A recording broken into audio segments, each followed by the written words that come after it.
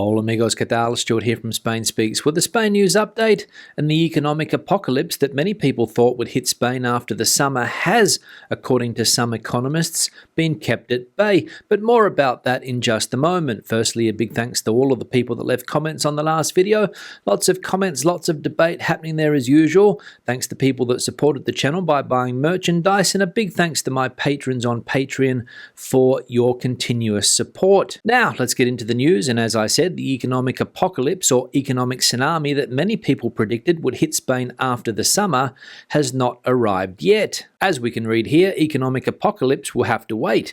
Inflation takes a breather, unemployment holds up, and recession recedes. A sort of economic apocalypse delayed by the holidays was supposed to arrive around the turn of summer. We are still waiting for it. Now that December has begun, there are no signs of this scenario. Quite the contrary. The vital constants of Spanish economic activity point to an unexpected improvement. Inflation at 6.8%, its lowest level since January. Employment holding up for another month, when in November it used to fall. And next year's economic growth revised slightly upwards for those who have been more pessimistic.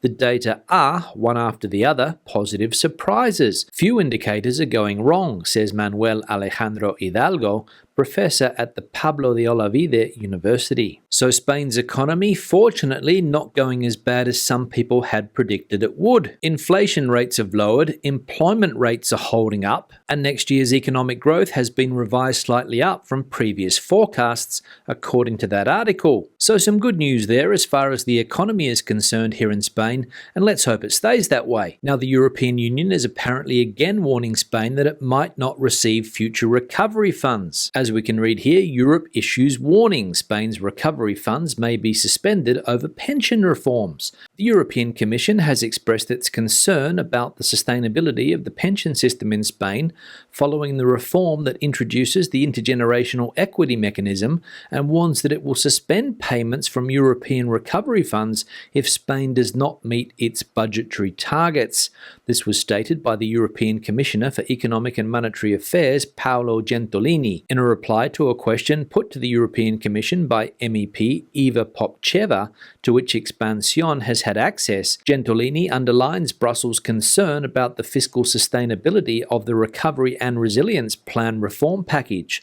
Brussels warns that it will make a new assessment of the system when the Spanish government claims the fourth payment of the recovery funds. So there we go, the European Union again threatening to withhold these European recovery funds from Spain. And this is about the 20th time that I have read that the European Union has threatened to do something similar. So is it just me, or does the European Union constantly have a gun pointed at Spain's head? Now, as we know, commuter rail travel here in Spain is currently free for people that travel to and from work every day by train, but the government has recently announced they're going to modify the conditions associated with free rail travel because some people are booking tickets and not travelling. As we can read here, the government modifies the conditions for free train travel passes.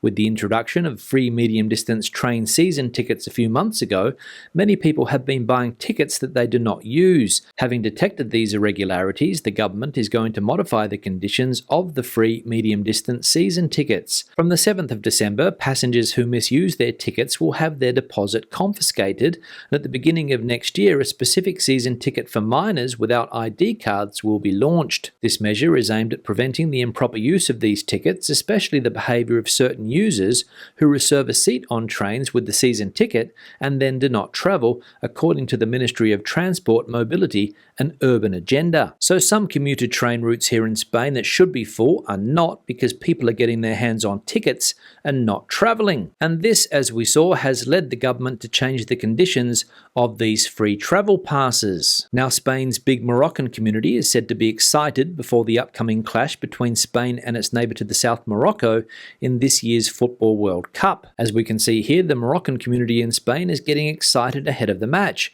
"I wish we hadn't crossed paths, but my heart wants my country to win," said one Moroccan.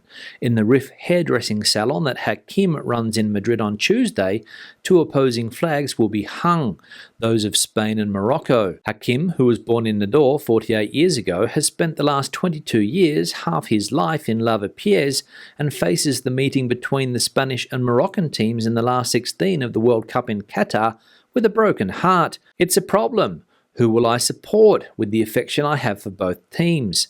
The important thing is that we enjoy ourselves, but if I ask my heart, I want my country to win. Morocco, he says in Spanish with a strong Moroccan accent. The Moroccan community numbers 80,000 people in Madrid, out of the 900,000 who live in Spain, mainly in the provinces of Barcelona 137,000, Murcia 90,000, or Almeria 62,000. So some of the Moroccan community here in Spain divided on who to support in tomorrow's big game. Do they support their country of origin or their new home? That seems to be the dilemma that many Moroccans here in Spain currently have. So good luck to both teams tomorrow. Now, Spain's second biggest city, Barcelona, has introduced the new tax, and it's called the Amazon tax. And as we can read here, Barcelona will be the first city in Spain to apply this new tax, which will generate 2.6 million euros per year. Barcelona City Council has initiated a new tax on large online retailers that deliver to the home. Commonly known as the Amazon tax, the levy will not only apply to Amazon, but will also affect any parcel operator with a turnover of more than 1 million euros in home deliveries in Barcelona. This tax is levied on the use of public space occupied by vehicles when making deliveries and regulates a use of the city that was not considered years ago. This balances the comparative advantage of e-commerce with respect to traditional commerce, which pays other taxes such as IBI council tax for having physical premises. We want local commerce to have equal fiscal conditions with respect to the large e-commerce platforms, which have a very high market share, said Jaume Colboni, Deputy Mayor for the Economy. So a new tax in Barcelona next year for online retailers delivering in that city and with turnovers of more than 1 million euros, the Amazon tax as it is commonly known. And call me skeptical if you like, but I'm sure that this tax will be passed on to consumers. And I'm sure it's only a matter of time before it's implemented in other Spanish cities too.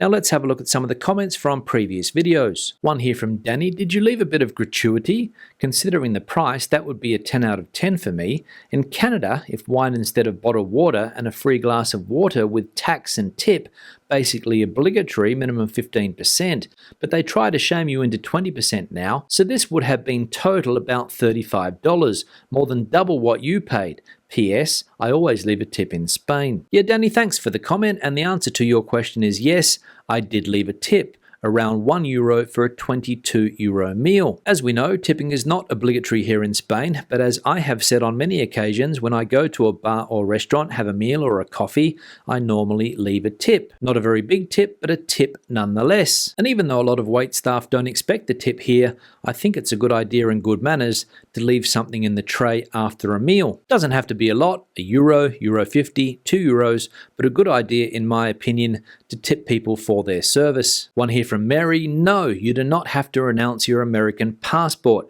Americans can hold dual citizenship. My husband is American, I am Irish, and he holds both Irish and American citizenship and has both passports. The law changed during the Clinton administration. My husband has also renewed both passports several times. Yeah, Mary, thanks for the comment, and this is a topic that popped up in my lunch video the other day that I had with Dave, my American friend, and during the lunch I asked Dave whether or not he's considering becoming a Spanish citizen. His answer was yes, because he would like to have more freedom to live in other European countries and not be tied only to Spain. And of course, the important question on whether or not Spain recognizes dual citizenship with the United States also arose. And although, as you point out in your comment, Mary, that dual citizenship can be had between countries like Ireland and the United States, it is not true in the case of Spain. Because as we can see here with the answer to this question, can you obtain Spanish dual citizenship? Generally, Spain does not permit dual citizenship with another country other than with Iberian countries. If you obtain Spanish citizenship, you will have to renounce your original nationality. There are exceptions, including Spanish American countries, Andorra, the Philippines, Equatorial Guinea, or Portugal. Sephardic Jews and their descendants are also allowed to obtain dual citizenship with their home country. So fairly clear from reading pieces of information like that Spain does not allow dual citizenship with people from the United States, the United Kingdom, Australia, New Zealand, Canada, or virtually any country in the world except for the ones that we saw in that text. So every country seems to be different when it comes to dual citizenship. One here from Caballo Loco, wrap up. I can't agree with you more. Low salaries are putting local talent off. No wonder many migrate to other EU countries. Unemployment rate is roughly 13%, although it varies in the autonomous communities and provinces, even across the municipalities. Yeah, Caballo Loco, thanks for the comment and referring to an article that we saw last week on the channel about how salaries for young people here in Spain between the ages of 16 and 29 are generally quite low. Around 45.5% of people in that age group receive a salary of 1,000 euros or less every month. And for many young people, this means that there is no incentive to stay in this country and look for a job. And many young people are still packing their suitcases, hopping on planes, and looking for better employment prospects and better salaries in other countries, for example, places like Ireland. And I imagine that trend will continue as long as salaries remain low here in Spain. One here from Marcus. What? No cachopo and no cider? Good luck with the Spanish citizenship. It's level A2 as per the Cervantes exam. There's an app to help you learn the answers to the cultural knowledge exam, multiple choice from a fixed pool of questions, in itself so Spanish, rote learning. Be prepared for a long wait after you put all your documents in for the citizenship application.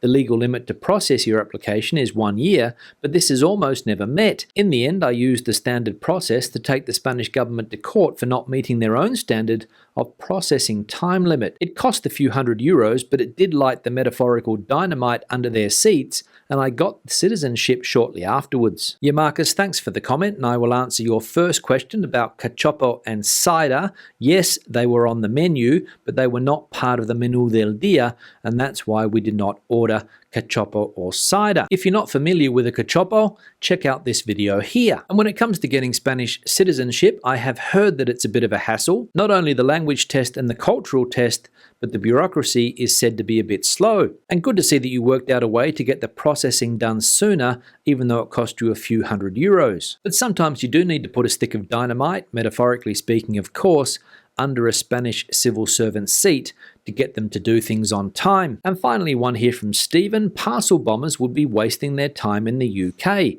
Posting them today wouldn't arrive until the middle of January due to postal workers going on strike every other day. Yeah, Stephen, thanks for the comment and referring to an article that we saw last week about how somebody here in Spain thought that it would be a good idea to send postal bombs to various people in this country, for example, the Prime Minister and the Minister of Defence. Police here in Spain are still trying to work out exactly who sent these parcel bombs. They've worked out that they were sent from the province of Valladolid in the north of Spain, but they still haven't caught the culprit. But no doubt it's only a matter of time. And sorry to see that you guys there in the UK are having troubles with your postal system because of workers going on strike. Because here in Spain, it seems that postal workers are the only collective that are not going on strike, and letters and packages are still getting through okay. On that note, I'll wrap the video up. Questions and comments, please leave them in the section below.